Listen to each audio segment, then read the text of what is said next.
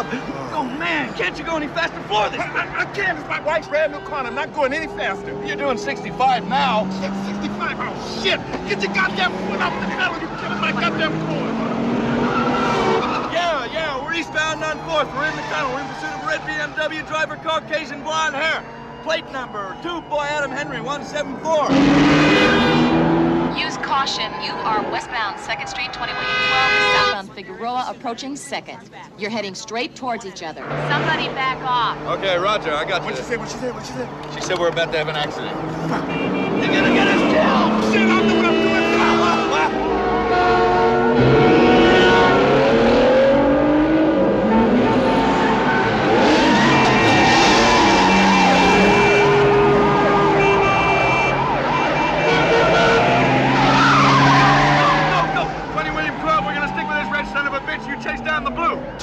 This is 20 William 12. That's confirmed. You got red? We're going with the blue one. What's the pursuit, sir? Got a dual pursuit, 20 William 15 and 20 William 12. Who's that?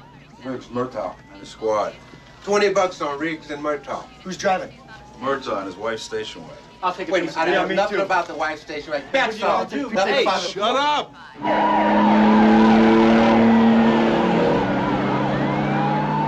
Ja, goed om jou te zien, meneer. Wat is die plan nou? Wat ons ons doen? What the hell is that? What fucking language is that, huh? I never heard of that shit before. I think it was German. Japanese? It's Japanese radio. Maybe they bought the LAPD as well. And they own everything else.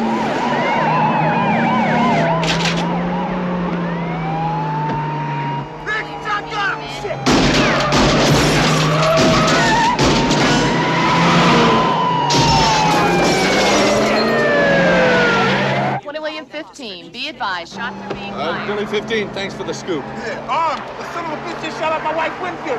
Entering the pursuit, westbound on 3rd, Hill.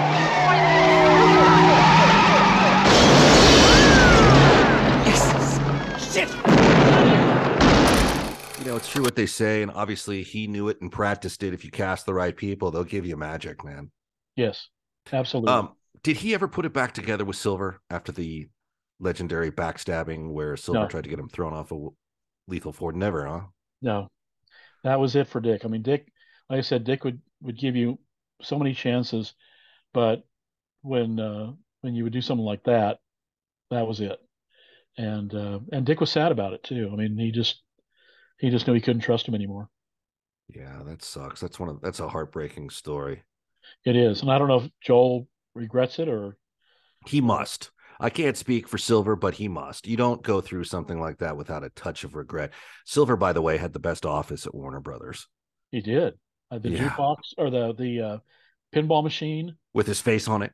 Yes, and didn't he have a predator in the? Yeah, he had a giant predator. I remember back before I was even in the feature development side of things, I was in the mailroom and I had to deliver something to him, and I was a regular there, and there's no receptionist.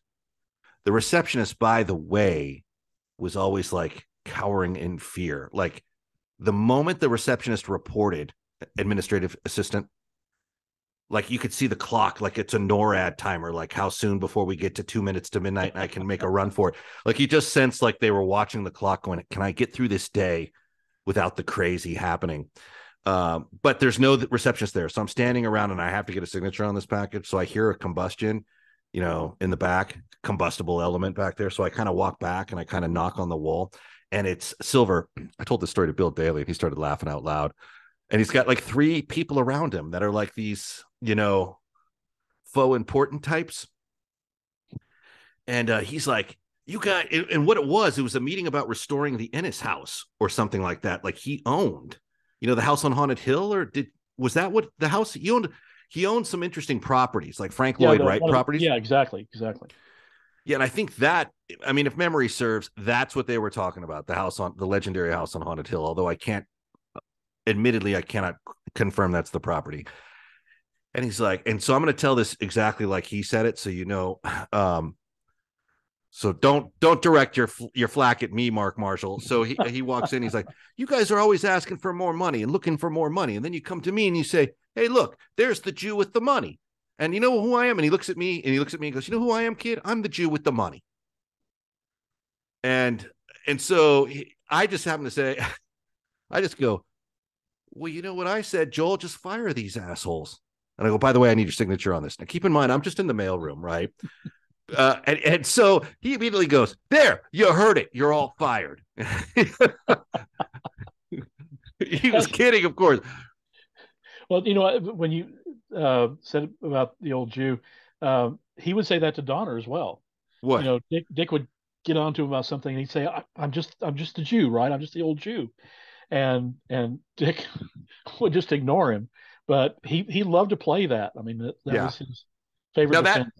I admit that's a terrible Silver impression I just did, but yeah, he would do that, and it's so funny because it's the kind of thing I don't think any of us think about until he starts saying it. We're like, wait a minute, what?